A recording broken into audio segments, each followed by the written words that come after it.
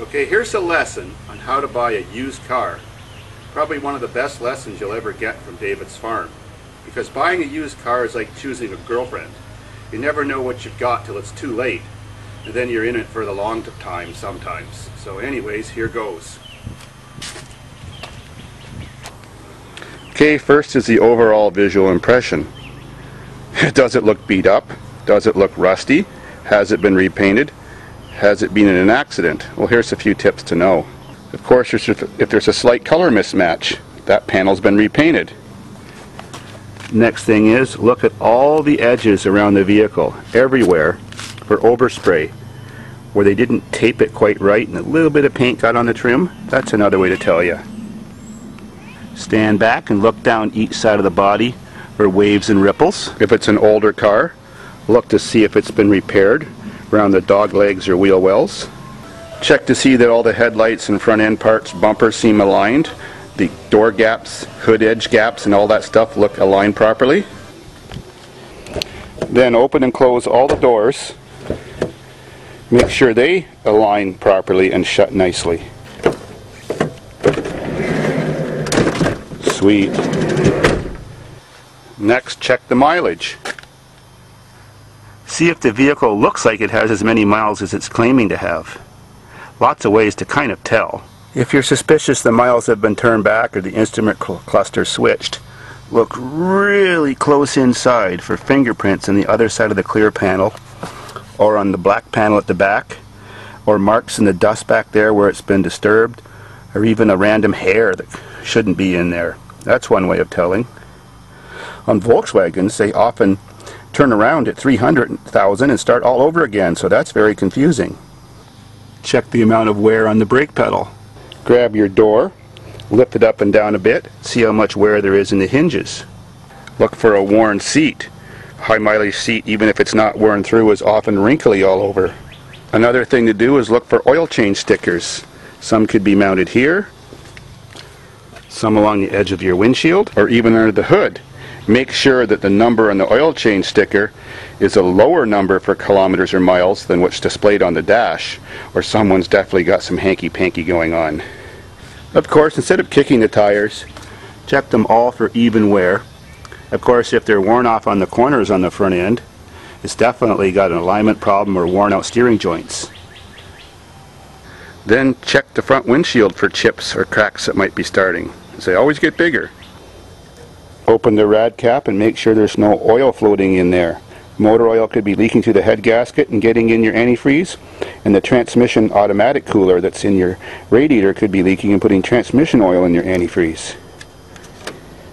Check the color of the oil.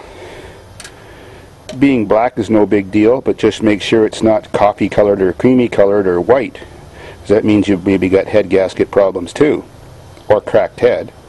Check the tranny oil. Well, if it's bright red and nice and clear and doesn't have like a burnt smell to it, that's good news. It's hard to tell about batteries, but you can maybe get an idea looking at one. Sometimes they're dated. Now, most important, the engine.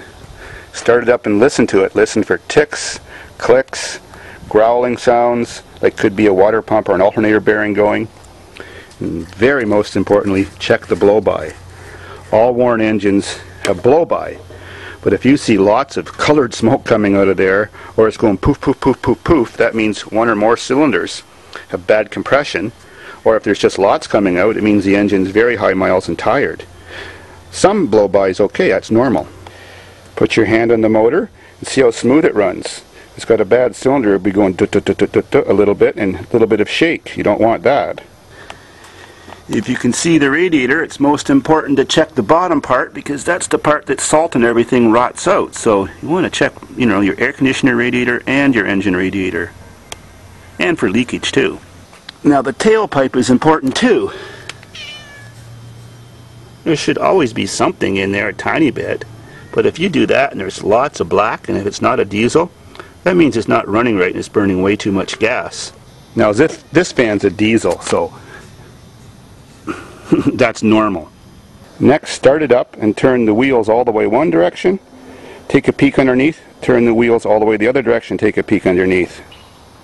So if it's front wheel drive, What you're looking for is the condition of the CV boots, or constant velocity boots, for cracks and grease coming out, because that's an extra expense. Check your struts or shocks for oily condition. That means leakage. That's bad, you know, got to get them changed soon. Check your transmission from the side view and underneath to see if it's leaking. Check brake flex hoses for cracks in them. Crawl underneath and look for major engine oil leaks, like rusted out oil pans or lots of oil leaking where the motor meets the transmission, because that's called the rear main bearing seal, and that's the hardest and most expensive one to change.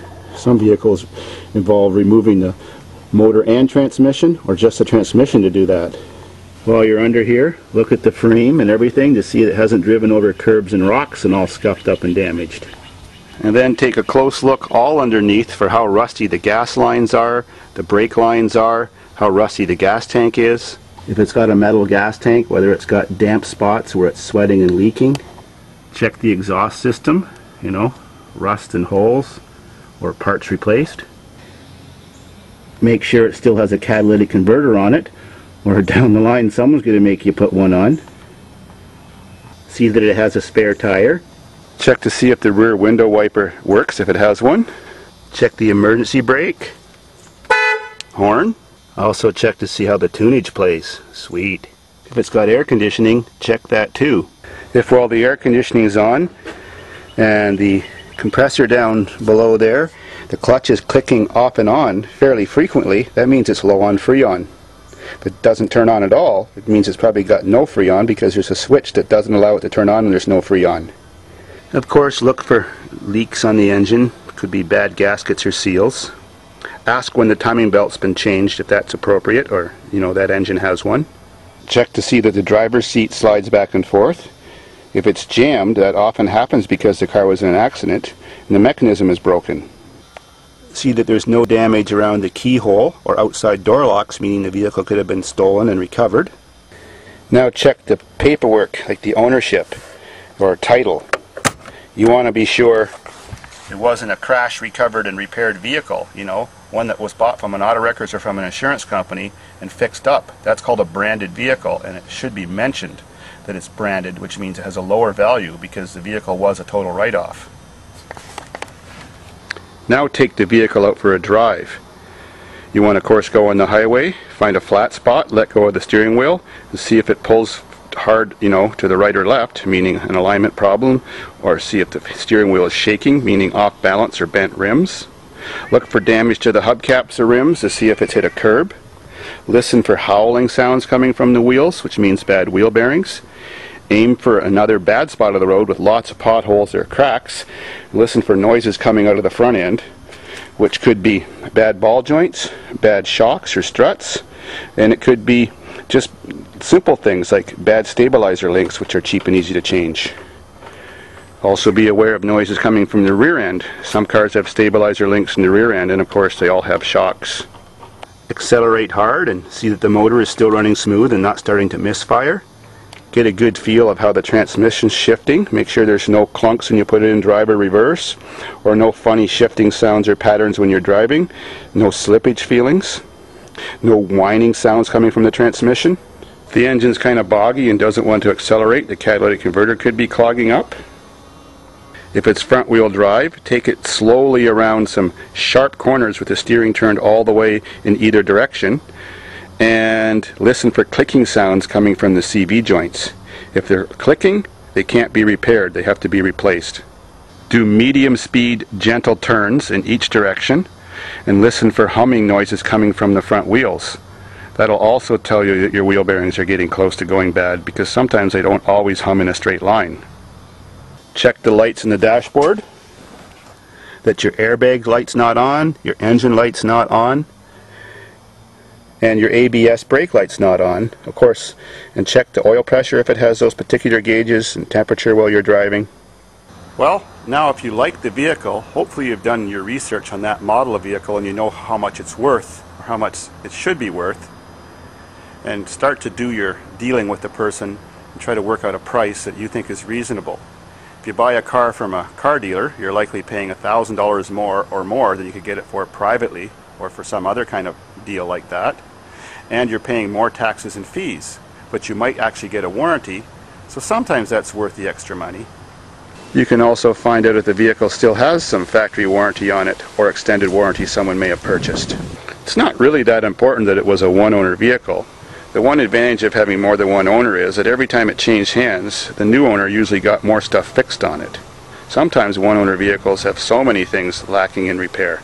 If you search sites on the internet, you can find out what kind of problems that particular vehicle could have, like a history of intake manifold gaskets or head gaskets, air conditioning leaks, whether the transmissions have a tendency to go bad in those vehicles. So learn all those things first, then take a look and ask questions. You can also go to car auctions and buy vehicles. That's how I bought this particular maroon van. I got lucky, got it really cheap, but you never know, you're taking a chance because at a car auction you can only see it running as it's just driving past you, but you can't actually go for a drive and test all those other things I mentioned. So if you do want to buy one from a car auction, know what you're doing, or take someone with you who has some experience, because you actually could save another $1,000 compared to buying it privately. More kitties, gee. So that's most of what you should know. This may be one of the most valuable lessons you'll ever get off YouTube. Certainly will help everybody else who watches this video.